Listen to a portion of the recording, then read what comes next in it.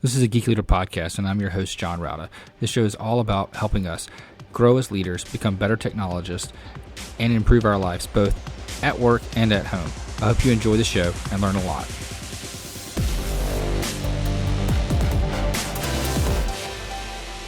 Welcome to a Geek Leader podcast. I'm your host, John Rauda. And if you could, please do me a favor and take a moment and leave a rating and review in whatever podcast player you're listening to this on, whether it's Apple Podcasts, Spotify, iHeartRadio, doesn't matter. I would greatly appreciate it. And that feedback really helps get other listeners to the show. Also, if you're not subscribed, go ahead and subscribe so you don't miss an episode. And if you feel so inclined, you can go to geekleader.com/tip and donate to the show. Thanks so much. All right, Geek Leaders, today I'm honored to have Len Ward on the show. He is the founder of Commexis, and it's an AI consultancy and tool set, all kinds of stuff we're going to talk about when it comes to AI and how business leaders and tech leaders need to be focusing on it and what they need to be thinking about when it comes to the future of technology and where it's going. Anyway, with all that being said, Len, welcome to the show. John, thanks for having me. Appreciate it. Yeah, if you don't mind, tell the audience a little bit about your background and how you've transitioned your career through, financial marketing and now into AI. Yeah, it's been quite a ride. I started out in the finance side. I started out as a stockbroker with Morgan Stanley. At that time, they were called Dean Witter, then merged, and then it became Morgan Stanley. I was lucky enough to have an opportunity to get into the investment banking side with Credit Suisse First Boston. The advantage I had there, or the experience I had there, gave me the advantage of really understanding the internet, understanding how this new world was kind of arriving. So that was started out in '98. So this is the beginning of the .com era. So some of your audience members may be a little too young to remember that, but that was a very weird, turbulent time that actually, some things we're looking at now actually reminds me a little bit of that. And we can touch on that a little later. So after that was done, my Wall Street time came to an end. I started my own business. I was potentially looking to buy a business, but we ended up, a partner of mine at the time, business partner at the time, we found a business we were going to purchase, but we ended up saying to ourselves, hey, we can do this on our own. And it was an e-commerce business. So we kind of started an e-commerce business all the way from the ground up. And it truly was the beginning of marketing on Google, marketing on Yahoo. This is even before social media. You would actually market a lot of your stuff on eBay. So things grew. Housing boom or housing bust happened in '08. And then basically we found out that a lot of people were not in the market for our product, which was very high-end luxury, like concert, Broadway, sports tickets. A lot of people needed to pay their mortgage first, before going to a show. But I found myself at a crossroads, figuring, okay, what am I going to do? Am I going to go work for somebody again? And I realized I kind of, once every entrepreneur hits a crossroads where they realize they're unemployable, and that's where I was like, it's going to be tough for me to take orders. So I just, I learned a lot when I was in e-commerce. I learned a lot about digital marketing, and I was like, let me see what I can do with this. So I actually, put some things out there, and I offered it for free. I wanted to see if I could kind of grab any clients, because I did have some people asking me, hey, can you help me out with this? So, it happened pretty fast. I went from basically a freelancer doing SEO 20 years ago when you did more than just Google. And it, literally one day I walked into a full service ad agency with 25 people years later.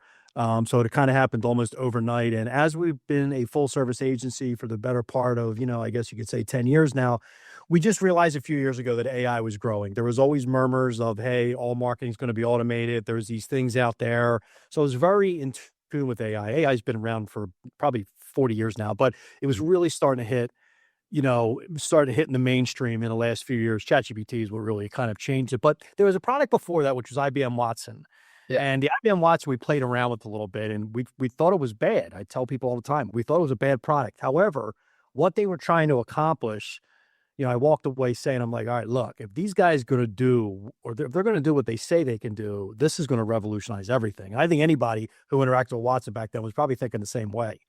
So next thing you know, ChatGPT came out. I had my, small but talented team go lean full in on AI. And where we are right now is, we build AI marketing stacks. We do AI consulting. We do lead with marketing and customer service, and we do assist with sales. But I would call us a full AI consultancy shop with a kind of, we lead in with marketing. And that's what we're doing for clients right now. Awesome. Yeah, I remember Watson, and, I also thought it was kind of clunky and just, I don't know, didn't seem like it was going to go anywhere. But I think they were just there too early, Yeah, I agree. I think it was too early. And it's a shame because IBM has been the forefront of a lot of stuff. Could you imagine if they hit it the way ChatGPT did and did it again? But Oh man, yeah. yeah, they missed. Yeah, funny. The thing about IBM is like their products like last, you know. Mhm. I mean, there are still companies running the AS400. Yeah, it's crazy, and people don't realize how. I mean, IBM's a behemoth. I mean, they between them being one of the first to show up with a computer, then you have AI. I mean, I feel like IBM just constantly just missed the boat after they had that initial, I mean, guess of what 50-year run of like being a great company. But as of late, their products really have been so. Yeah, absolutely. So when it comes to like what business leaders and tech leaders need to be thinking about when it comes to AI, because it is a buzzword people talk about all the time, and everything seems to have AI in it these days, and maybe a lot more than what needs to. But it is a core function that people need to know. They need to understand and need to start implementing it if they're not already. Where do you see people missing the boat when it comes to focus? I think so. There's a couple ways I look at that. That's actually a really good question. I think number one, I think a lot of people don't quite understand the power of what this thing is and where it's Mhm. headed, and that's concerning to me. I think some people are they think they have the same runway they had with the internet, which took us 25 some odd years to really kind of roll all the way out. I mean, again, COVID was what finally pushed everybody over the edge on digital, and that is true. Meaning businesses, because you could go back 5, 6 years ago, and I think there was a great stat out there. I don't know, it was like 20 to 25% of small businesses still didn't have a website 5 years ago, if you can believe that. That's true. So I think people took like a really long time to adapt to digital, the internet per se. This is going to be a lot quicker. This is, we're moving at speed that I almost have never seen before in my 30 plus years in business and marketing and technology and in finance. I've never seen the speed like that. So that concerns me that people are just kind of like testing it. The second thing that I think people need to be aware of is that we are truly leaving the search and retrieve world and we're moving over to solve my problem. Search and retrieve means you would go through your documents, you would read all your documents, you would go to the internet, search your problem, you would read it, you would gather all the information, blogs, all of it, and then formulate an opinion and say, okay, this is what I think it's going to be. Where now it's solve my problem. You don't do that anymore. You basically go into a prompt or you go in whatever you're using and say, here's my problem, give me an answer. And 95% of the time, especially if you're understand the answer that's coming back to you, you can kind of screen it, whether it's right or wrong. The answer is better than anything you can do. So I think that fundamental shift business leaders really need to be aware of for marketing, sales, customer service, internal. You have to understand it's no longer, hey, go find, solve that for me and let somebody walk out of room. Solve my problems instant. And I think that is a true fundamental shift in how business is going to be operated. So those are the two things I think people should be looking at. Yeah, yeah, absolutely. I think the lack of understanding when it comes to solve my problems is very evident because I've noticed I talk to people. It's like, oh yeah, I use ChatGPT, and they don't use it to solve their problems, And I'm like, well, instead of asking it, what to do, tell it to do it for you. Yeah. No, Yeah. yeah, you're right. That is it. It's I people keep saying, and I know we're in this really weird spot where it's a tool, it's a tool, it's a tool. It is a tool, and there are tools being built, but the underutilized thing is its intelligence. I mean, this is PhD Mhm. level intelligence right now, and I'm baffled at people still just trying to do their job faster, opposed to integrating the intelligence into this in the everyday decision process. And I'm firmly in the camp of I believe humans are going to pilot this thing way longer than people think. I think humans are going to be very important to it. But I think that adaptation is a little slow where, you do have a problem, let it solve and bring it back to you. And then you can start solving your clients' problems quicker, internally quicker, and so forth and so forth. So yeah, it's not being leveraged too much. Yeah, that's unfortunate too. So how should let's say I'm a small business owner or a leader of a small team, and we know we need to start using AI more than we are right now. Maybe we use ChatGPT to craft some emails and to reword something or make something sound a little bit better for social media posts. How should we be actually implementing some changes there, and what should be our first step? I think, well, the first step that you have to do is you want to gather all of your documents, whether that's internal, external. You want to organize them in a data room, which is fancy talk for you could just do Dropbox or Google Drive as long as you feel that's secure. If not, talk to your IT department. They'll be more than happy to help you out in building one of these rooms. in a secure environment. But you really do need to have all of your standing operating procedures, your processes, your sales process, marketing process, historical data, whether that's client, marketing, sales. You need to have all of this in a room. And you want to have this completely organized because as AI grows, it's going to need something to plug into. And having all of your data organized and ready to go for these platforms is going to be step one. And you'd be surprised how many companies you'll walk into and they'll be like, some companies haven't really fully digitized everything they've done. It's time to do that. So whoever is doing digitizing of documents, I think it's Iron Mountain, people like that are probably going to do really well. But that's step number one, because you need to have the AI have a place for it to go to where it can start interacting with all of your information, because that's where intelligence gets sharper. Once that's done, then you want to go in and create a couple custom GPTs. Now you can get really in depth with the custom GPTs. It's kind of stuff we do, but you don't need to knock yourself out and make it really complicated. It actually, if you say, help me create a GPT, chat GPT, and the interaction back and forth, it will help you build that GPT. So step one, have all your documents properly laid out in a room that it can tap into. Step two, you want to go to ChatGPT and create a custom GPT and have that GPT almost act like a business consultant for your business and have it learn everything about your business. Run TAM reports, run ICP reports, meaning, understand your total addressable market, understand, the customer you're going after, and have do deep research reports, and I won't get too much off the rails here, and really have that GPT understand your business. Have that custom GPT or GPT start to interact with your documents and information and start running everyday decision processes through it. And I think that's really a good way to get started. A simpler way, if clients are looking, to say, hey, we just want to do AI, but we don't want to start. We don't know if we want to go down that road. The other road is put an AI chatbot on your website. Start seeing what your internal and external people are saying to the website, because even your internal team checks your website out for information, and understand how they're talking to it and understand how they understand your brand, your product, your service, which can also give you insights into marketing, sales, and customer service. So they would be the two ways that I would get started on AI that are probably about the easiest and most affordable way. So, what is the reception like for AI chatbots? Warm, not hot, not cold. The chatbots we found that we put on clients' websites, they're actually a little bit more work than people think. It's because you are in there training these things, but they are getting smarter. We have found that B2B services do really, really well with the AI chatbot. So manufacturing, distribution, things like that do really well because there's very specific specs that people need and they're looking for, and they don't feel like going through all these websites and looking through all the data sheets and all that. They want the information right now, and that they're performing very well. E-commerce is performing very well. We do have some B2C, we'll call them law firm websites or legal websites. They do okay with it. They don't do great with it. A lot of times when somebody's at the point of wanting to talk to an attorney, it's immediate, but not always. So yes, I would say it's lukewarm to warming up. But I will say this. Once they see the data coming back into them and how people are talking and how this thing is getting smarter and smarter and smarter and responding, I've never met one company that's not blown away and hasn't taken away information saying we never looked at our business in that light before. That's what these types of things do. It's really, really a cool product to have on your site. So help me understand, what information can you gather back from the chatbot, other than just, what questions people are asking? How do you take the information that people are, asking your chatbot and how they're responding to your chatbot? How do you formulate that into some usable analytics?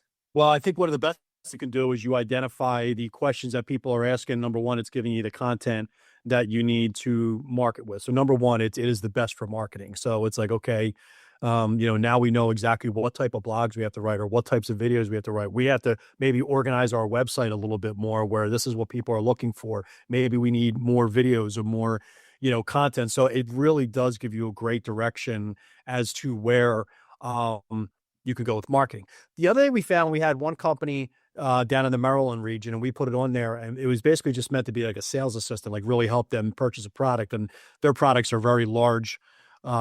They're huge, like photocopy type, products where you need to walk into certain law firms and companies, and these are massive types of machines. We found this chatbot actually was now troubleshooting and answering questions that way. So so something like 25% of the people coming to their website were not like visitors or whoever it may be. We found out that it was actually companies coming on to see if they could troubleshoot a problem with a photocopy machine right away. And the chatbot was able to do that because we uploaded all of, all of the owner's manuals and owner's guides in there. And there's a lot of public information you can grab too. And it was helping people troubleshoot and solve like a problem, right away. Now, obviously for a company who's making money on, maintenance and so forth, that wasn't good, but they found that out. So you'd be surprised how people interact with your website and why they want to come to your website and what they're looking for your website. But that was one right there. They even said we had no idea that people were coming to see if they could troubleshoot, like find something on the website to troubleshoot. So, hopefully that answered your question, but it's very strange how the human interaction works on a website. And that's what this thing really helps out with. So what's the next steps? Like when someone has a chatbot, they're getting information from it. How can they use that information to make better decisions? Well, I mean, like I answered, or I mean, I definitely think the marketing is really, really leads the way. I mean, again, there's no more guessing at, what should we talk about? What should we write? Or sales, like, what's most important for somebody, from a sales perspective, what should our email campaign look like? Like, what do we really think prospective prospects are looking for? I mean, you literally have people typing in questions about your company right on a chatbot, and it's interacting back and forth. So it's almost like you're listening in on a sales or marketing call, right? Without the other person knowing. And you're like getting all of that data behind you. And like, so now, like, okay, so if a prospect comes in, fills out a form, and you already have, a history of an entire chat log going on, that lead coming in is going to be a very, very warm lead because the salesperson knows the problem that they have to solve, and the chatbot is turning around, giving them all the information. So it really can close sales times. It really can help you generate more leads, and it can really help you, identify what products you should be kind of pushing more out to the forefront and what your customers are really looking for, solving their problem. Are they having, technical orders or issues? Or they want to try to order something different? So things like that is the information it can kind of give you. Yeah, absolutely. Who should be worried? Like you hear all this fear about AI, but we're talking about the positives and how people should be using it and what should be there. But who should be concerned? Well, I mean, everybody, to be honest with So I mean, I'm in the camp of this. I do believe I heard this a while ago, and I don't know, it was, one of the very bright minds running AI. It wasn't Sam Altman. I forget who said it, but they made a point saying the tactile is what's really going to be doing fine, meaning tactile. If you have to do it with your hands, think of people like that, nurses, hairdressers, plumbers, electricians. AI is not there. And sure, could it get there at one point? Maybe, but nobody wants a robot leaning over them when they're in a hospital bed. This is the Star Wars, so, or getting your hair cut or something like that, or even like when the plumbing or the electricity, there's just that, I think they're fine. My concern are and I agree with what a lot of people are saying, middle management, I think is highly exposed to this. I think if you are a writer for a living, if you're a creative person for a living, that would have me concerned. If you are going to college and you're going in for a marketing degree, immediately change that to liberal arts or history, because the marketers is definitely coming for first. Now, on the other side, I do believe they're going to have pilots, and we'll call them AI pilots. I know Microsoft has their product called Copilot, but I do think that human beings are going to have to be. You're going to have expert human beings in that industry. So expert, think about expert copywriters, expert marketers, or even like really, really brilliant art directors. They're going to know how to pilot these things to really leverage and scale up where you can start doing more work faster, and you can solve problems quicker. So, but the flip side of that is I use the ad agency world. So if you walk into an ad agency right now in Manhattan, you could have a few thousand people on the floor, right? You could see that. If you have a few thousand people on the floor in say 18 months, 2 years, you're a fool, because there's no reason to be having that many people anymore. So that's where I think what's going to hurt marketing. It's coming for first.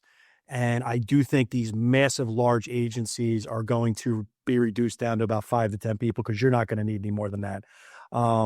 So that's kind of what I think. And I also think on the flip side, I think we're going to have an extreme rise of entrepreneurialism. So I do believe that, there's entrepreneurship. Yeah. There's going to be a lot of that. So you're going to be able to start a business really quickly, and you're going to be able to run a business, you and maybe one other person. You're going to do really well. So I think we're going to, I always say this, we're going to have a really, really rough road. It's going to be a huge hump we got to get over. But once we're over that hump, I do think from a economic standpoint, I think this country is going to look really, really good. And I think the days of grinding at 5 days a week and 50, 60 hours a week, I think that's going to dissipate down to 3-day work weeks. And AI is constantly running autonomous for us, and we drop in and drop out. We're not going to stop working, but I think our work life is going to look very, very different. And if you would have told that to people back at the turn, 1900, that they were going to be working 40 hours a week, 5 days a week, so they could see their families on the weekend, they would have laughed at you, because they would have said, there's no way we have to work almost every single day of our lives. So it's not that far out of the reach. So AI, for all the drawbacks you hear, I think once we're over the hump, I do think once we get to that horizon, it's going to look pretty good. Yeah, I think you're absolutely right. I think it's a huge quality of life enhancer once all the dust settles. And you look back to like the invention of the assembly line and the different industrial revolutions and things that happened there, where people were afraid and a lot of people did lose jobs, but everything kind of balanced back to where it created more jobs in different areas that are more higher quality of life, less people getting hurt at work, less people being away from their families as much. And now we're seeing this affecting more knowledge workers, and the quality of life can be enhanced by people that are just taking advantage of it and using it. Like you said, entrepreneurs is going to be a huge one, and just being able to learn faster and take things that may take you a long time to learn, and getting down to like the short answer of it by using AI's assistance. Yeah. We're I'm older now, so my career, I would say, I like to use the term, I'm on the back nine of my career, but for the younger generation underneath me, I think you're coming into a really, really good time. Just hang in there, but if you're ignoring this and if you're fighting it, you're making a massive mistake. Become one of the pilots, and you're going to be okay through even the toughest times. You'll be good. Yeah, absolutely. And that's what I have to keep reminding people is like, don't fear it and don't drive your business away from using it because you're worried about, losing your job to AI. Become the expert at your company in AI. Gosh. So that you can outperform everybody else that's not doing this. Use this as the opportunity. This is your chance. This is your getting in early opportunity of your career, of your lifetime. And if you don't take advantage of it, you're going to be the one left out. Yeah. Yes. And that brings me back to what we were talking about earlier. I can't tell you how many times over the course of my career I heard, man, I wish I was around when the internet started. Well, guess what? I saw that. I saw a lot of people get really wealthy. I saw a lot of, companies fail. I saw a lot of companies succeed, but you're at that exact moment right now with AI. Same thing as everybody was looking at back and say, I know people like to pull in the early 90s. It was really 97, 98 is when the internet really kind of started hitting the upswing, and then it really hit the upswing with social media. But that's where we are right now. So yeah, if you have an AI opportunity in front of you, you need to explore it and take it. Yeah. So tell me a little bit about Commexis and where'd you get that name, and how did that come about? Yeah. So it's funny. I had the name, I had a branding agency, go figure, right? We had an advertising company hire a branding agency to come in and create the name for us. And it was communication excellence. Mm-hmm. And that's what they came up with. And I never used it in a tagline. We never used it anywhere. We're always just called Commexis. So we had a name before that. It was called Rank Me SEO. And I just kind of felt like that really like shoehorned us in. Or not shoehorned us in, like kind of painted us in a corner, just because everything was growing at that point. Social media, video marketing was getting really big. And I was like, and while, SEO at the core, on the flip side, I think SEO is dying a very long death right now. But so we had to come up with a name, and we were like, all right, so I had the branding agency Command. There's a couple of different names that they gave me, but the communication excellence was good. And the whole premise was when you went back 15 years ago in internet marketing, it was even 5-10 years ago, just a confusing thing to understand for clients to understand. And they just didn't understand how the whole thing works. So we built our whole premise on communicating exactly what we're doing, making sure you truly understand where your investment's going. And that's where the term communication excellence came from. We, really prided ourselves on being communication first with clients. And we still do. It's, really making sure you're talking to the clients, making sure they understand what's going on, making sure they understand the importance of AI and why you have to incorporate that in the marketing right now, and a million different things. But yeah, so that's where the name came from, and that's kind of where we are right now. Yeah, I think that's awesome. I think thinking about that, how many branding agencies now are just using AI to come up with those names? Everyone. Exactly. I look at it right now, and I just look at because again, I am been in the ad world for a long time. I don't know how you're not using ChatGPT for a lot of stuff. Now, with that being said, you better be screening that stuff coming through, which is what we do. We've actually found that it is more work actually being a co-pilot of ChatGPT than actually doing what we did back in the day, where it was just kind of like riffing and coming up with something. I know that sounds funny, but because it gives us so much data that our team is to go in and crawl through every single piece of that data. Because you run some really chunky marketing campaigns and you got to watch what you're putting out there. That's a lot of money. So you have to pay attention to what you're doing. But yes, what you're saying, taglines, branding, ad copy.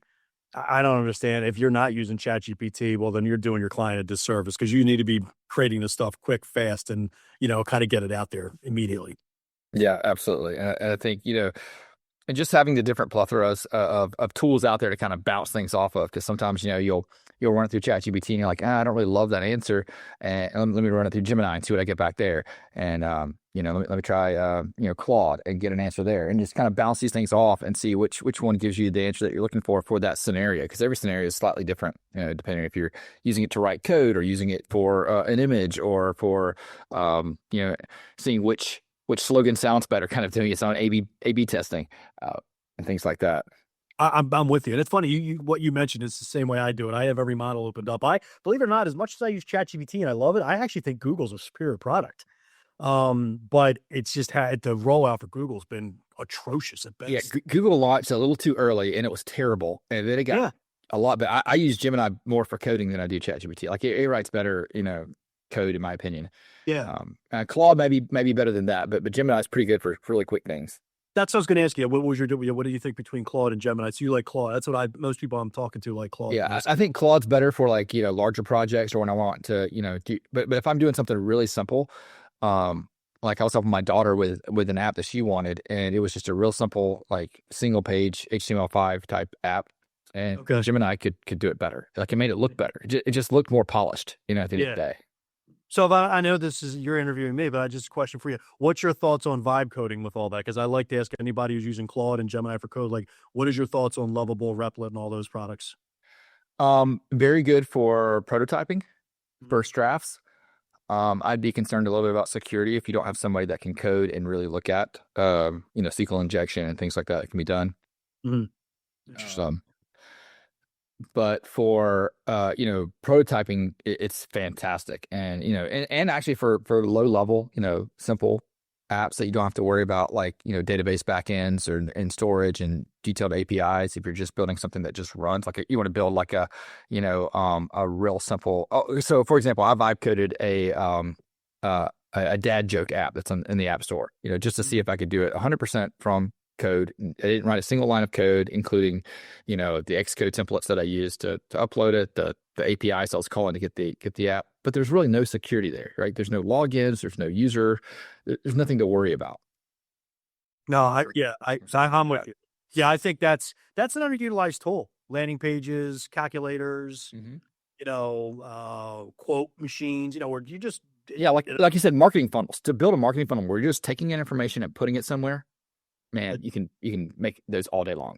Kill it. Yeah, I mean, that's a direct thing that AI has really impacted marketing right there, because typically we would build that stuff for clients. We built some pretty complicated stuff on our end from a development standpoint, because 35% of my business is still web development. And we've built some complicated, e-commerce where you had to get everybody on the bench and what are we going to do? And my business partner, Bill, he's our lead developer, and, we have to pull in a few people to build things. But when we were building like certain calculators or whatever it may be, it would take a little bit of time. Now, I mean, you could vibe code up and have like a full funnel going in 4 or 5 days, and you got 10 products you can drop on a website or put on a marketing campaign that would have taken you easily 6 to 10 weeks.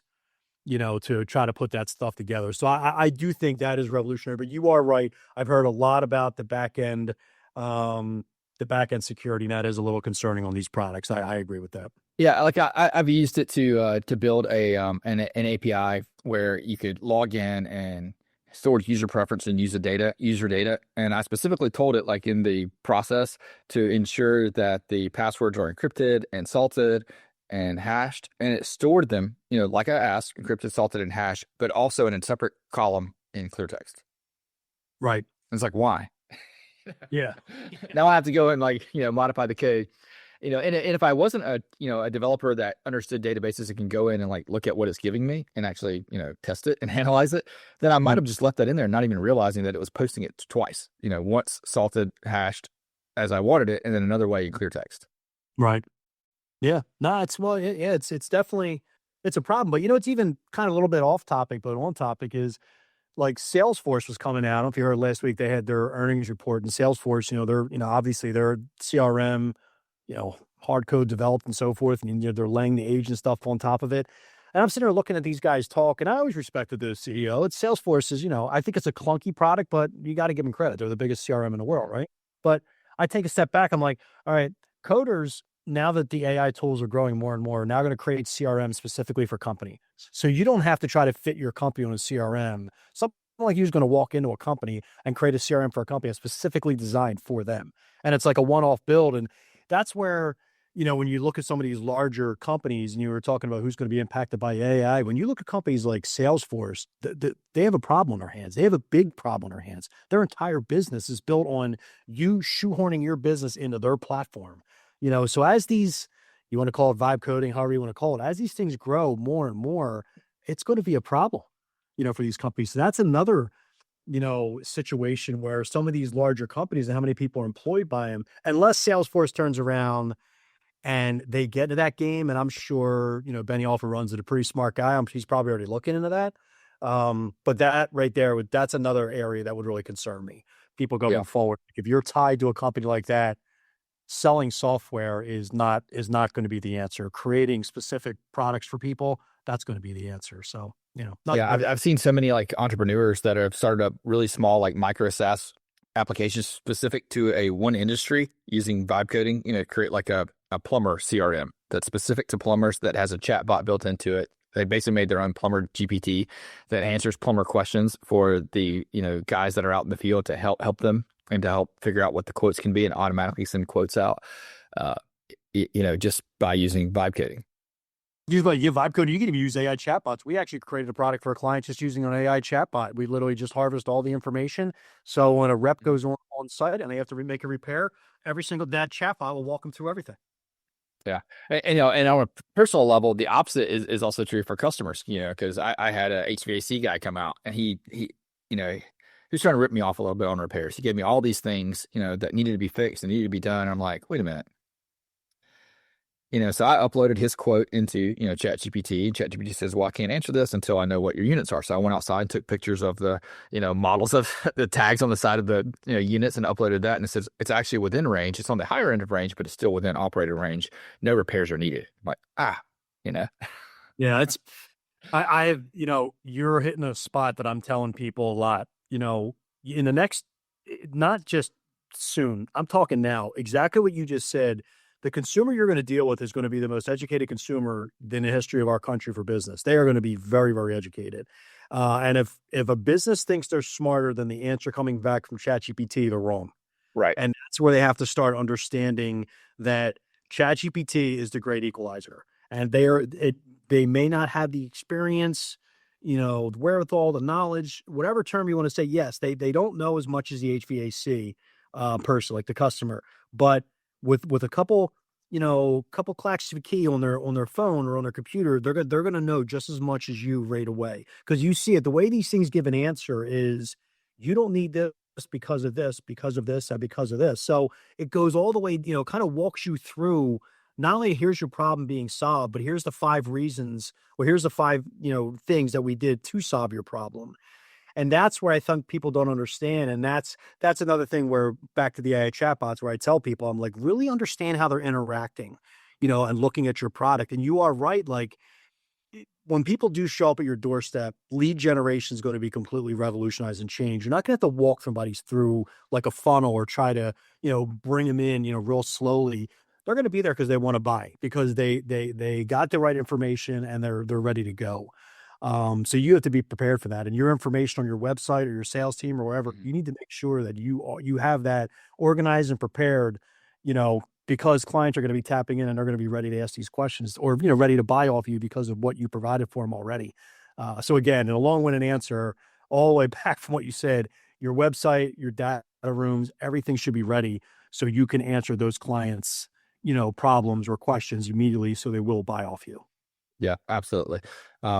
Len, this has been a great conversation. I really appreciate you kind of unpacking all this for us and helping us, understand what the future is going to be and where we need to be focusing on. If people are interested in learning more about how to use AI in marketing aspect or for their business or for their team, how can they reach out to you, connect, and learn more? They can just go to Commexis.com. You fill out a form, you go to me. You actually work with me directly. I work directly with the companies, and I bring my talent team with me. So any questions, even if you just have, want to pick my brain for something, I'm more than happy to answer any questions you have. Awesome. And I'll link that in the show notes too at geekleader.com so people can go there and click through. Again, Len, thanks so much for coming on the show. Really appreciate it. All right. Thanks, John. Appreciate it. Hope you enjoyed the show. Please go to geekleader.com to learn more about what this guest is up to. Click on their links and connect with them online. I would also greatly appreciate it if you could leave me a rating and review in Apple Podcasts or wherever you listen to the show. Make sure you've subscribed if you haven't already. And if you feel so inclined, you can leave me a tip by going to geekleader.com/tip.